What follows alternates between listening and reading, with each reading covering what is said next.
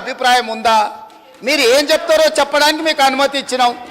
అది చెప్పకుండా వివాదాలు చేసి ఏదో ఒకటి మాట్లాడితే మీరు సభలో నుంచి బయటికి పంపిస్తే అబ్బా బతుకురా జీవుడా అని తప్పించుకొని పారిపోదామని ఇట్లాంటి ప్రయత్నాలు చేస్తున్నారు అధ్యక్ష. కానీ బయటికి పంపొద్దు అధ్యక్ష. నించోబెట్టుండ్రి, వాళ్ళ అభిప్రాయం కనుక్కోండి, వాళ్ళు స్పష్టంగా చెప్పాల్సిందే. తెలంగాణ ప్రజల ముందల వాళ్ళని నించోబెట్టుండి అధ్యక్ష. చీకటి ఒప్పందాలతోని తెలంగాణకు అన్యాయం జరుగుతుంటే సభలో ఇంత ప్రధానమైన అంశం మీద చర్చ జరుగుతున్నప్పుడు ఇది తీర్మానమా, ఇది చర్చనా? స్పష్టంగా చర్చ అని నేను చెప్పిన అధ్యక్ష. కావాలంటే మీరు రికార్డులు తిరిగేసుకోండి, చర్చలో పాల్గొనండి. చర్చలో పాల్గొన్న తర్వాత ప్రభుత్వం వైపు నుంచి తీర్మానం ప్రవేశపెట్టాలని ఒకవేళ ప్రభుత్వం అనుకుంటే మీరందరూ సూచన చేస్తే ఈ చర్చను మీరు తీర్మానం కింద ఒకవేళ మలుద్దామా? మీరు యూఆర్ ఎట్ యువర్ ఫ్రీడమ్. మీరు సజెషన్ ఇవ్వండి. గవర్నమెంట్ ఓపెన్ మైండ్తో ఉంది, మీరు ఏమైనా సజెషన్ ఇస్తే తీసుకోవడానికి.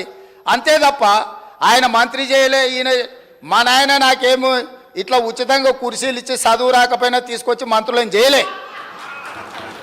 మా నాయన చదువు రాకపోయినా సంధ్య లేకపోయినా మాకు మంత్రులను చేసి ఇంట్లో కూర్చోబెట్టలే.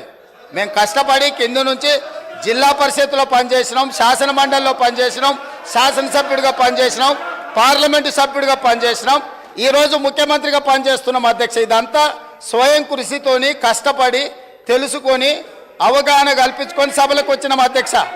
అయ్య పేరు తాత పేరు చెప్పుకొని ఇందులోకి రాలేదు. కాబట్టి దయచేసి వివాదాల వైపు చర్చ వద్దు, వివాదాల వైపు చర్చ వద్దు. మీరు ఈ చర్చలో పాల్గొనండి, ఈ చర్చలో పాల్గొని మీ అభిప్రాయం చెప్పండి.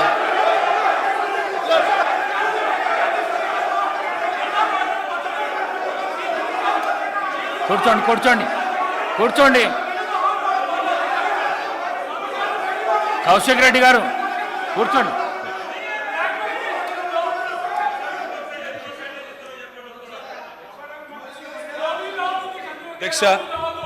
అధ్యక్ష ముఖ్యమంత్రి గారికి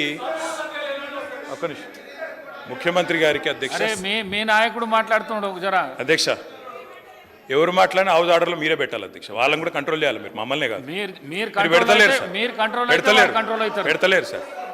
అధ్యక్ష ముఖ్యమంత్రి గారికి సహనము సంయమనము ఓపిక ఉండాలి అధ్యక్ష.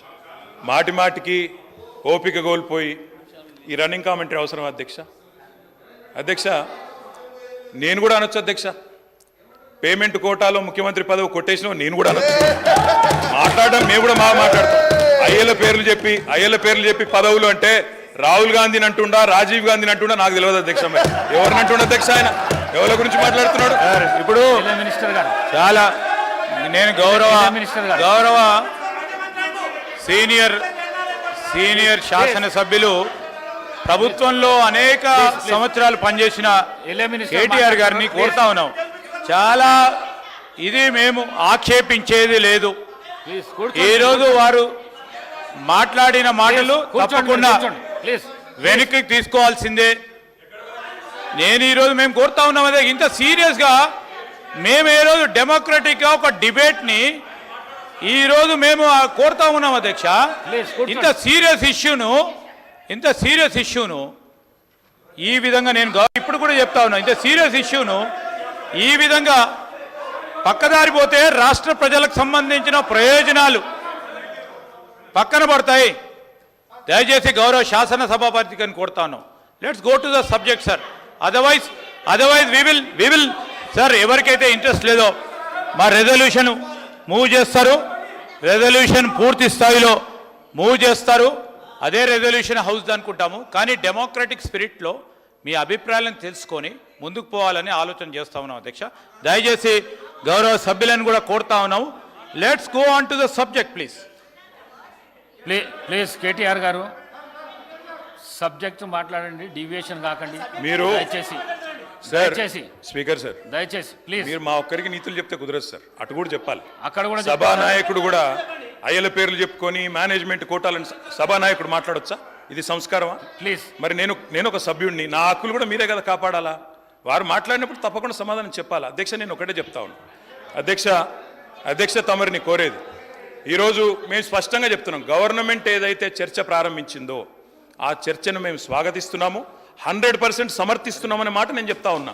అయితే ఒకటేమంటే భవిష్యత్తులోనైనా శ్రీధర్ బాబు గారు